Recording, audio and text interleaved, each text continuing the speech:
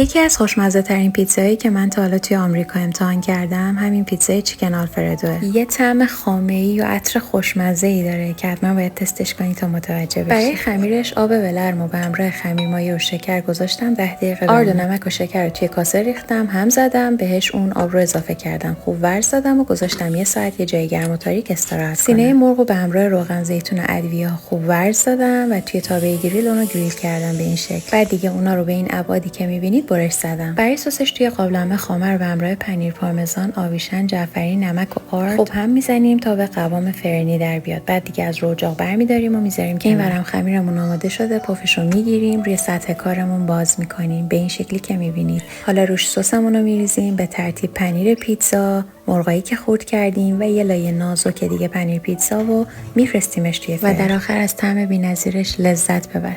مرسی از همراهیت. بدرود.